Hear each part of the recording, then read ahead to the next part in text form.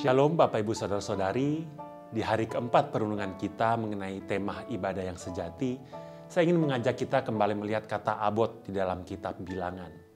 Hari ini kita akan menjawab sebuah pertanyaan, apa artinya menjadi penata layan? Kita sudah sering mendengar istilah penata layan, bukan? Manusia diciptakan sebagai penata layan ciptaan. Dalam kehidupan kita sehari-hari, termasuk dalam pekerjaan kita semua adalah penata layan. Konsep penata layan tidak dapat dipisahkan dari peribadahan. Bilangan 3 ayat 7 mengatakan, mereka harus mengerjakan tugas-tugas bagi Harun dan bagi segenap umat Israel di depan kemah pertemuan, dan dengan demikian melakukan pekerjaan jabatannya pada kemah suci. Kata abot dalam ayat ini menunjukkan bahwa Tuhan Allah menetapkan pekerjaan jabatan untuk kaum Lewi sebagai penata layan kemah suci. Saya percaya bahwa Tuhan juga menetapkan pekerjaan jabatan untuk setiap anak-anaknya. Saya dan sebagian orang lain dipanggil menjadi hamba Tuhan penuh waktu. Sebagian orang lagi dipanggil menjadi business owner.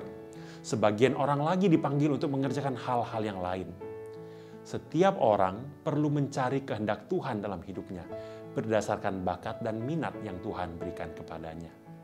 Untuk menjadi penata layan, kita perlu pertama-tama menggali potensi kita dan menemukan di bidang mana kita akan melayani. Selanjutnya Bilangan 16 ayat 9 mengatakan, belum cukupkah bagimu bahwa kamu dipisahkan oleh Allah Israel dari umat Israel dan diperbolehkan mendekat kepadanya supaya kamu melakukan pekerjaan pada kemah suci Tuhan dan bertugas bagi umat itu untuk melayani mereka. Ini adalah perkataan Musa kepada orang-orang Lewi ketika mereka ikut dalam pemberontakan Korah.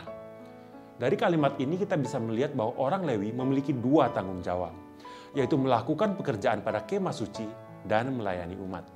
Seorang penata layan patut melihat pekerjaannya sebagai pekerjaan pada kemah suci. Jika bekerja adalah ibadah, maka marketplace adalah bait Allah tempat kita melayani. Tidak sedikit anak-anak Tuhan lupa bahwa ladang pekerjaannya adalah bait Allah di mana ia harus melayani Tuhan. Ketika kita berpikir bahwa pekerjaan kita hanyalah tempat mencari uang, segala sesuatu yang buruk akan muncul. Mulai dari korupsi, kompetisi yang tidak sehat, dan sebagainya. Selain itu, seorang penata layan juga memiliki tugas melayani umat. Melayani umat mencakup 2 hal, yaitu mewakili umat untuk datang kepada Tuhan, dan menghadap umat sebagai utusan Allah untuk melayani mereka. Seorang penata layan berfungsi menjadi wakil bagi orang-orang dalam profesi mereka untuk datang kepada Tuhan Allah dan menjadi utusan dari Tuhan Allah untuk melayani orang-orang yang ada di profesi mereka. Seorang pengusaha Kristen harus membawa perusahaannya, karyawannya, dan semua stakeholder kepada Tuhan di dalam doa dan bertindak sebagai utusan Tuhan untuk melayani mereka. Seorang dokter juga demikian, dia harus membawa bidang kedokteran dan rekan-rekan seprofesinya ke hadapan Tuhan di dalam doa dan menjadi utusan Tuhan untuk melayani mereka. Semoga melalui perenungan hari ini kita semua kembali diingatkan bahwa kita semua adalah penata layan dimanapun Tuhan menempatkan kita. Mari kita menjadi penata layan yang selalu mengingat bahwa jabatan kita datang dari Tuhan. Dan marketplace kita adalah tempat kita melayani.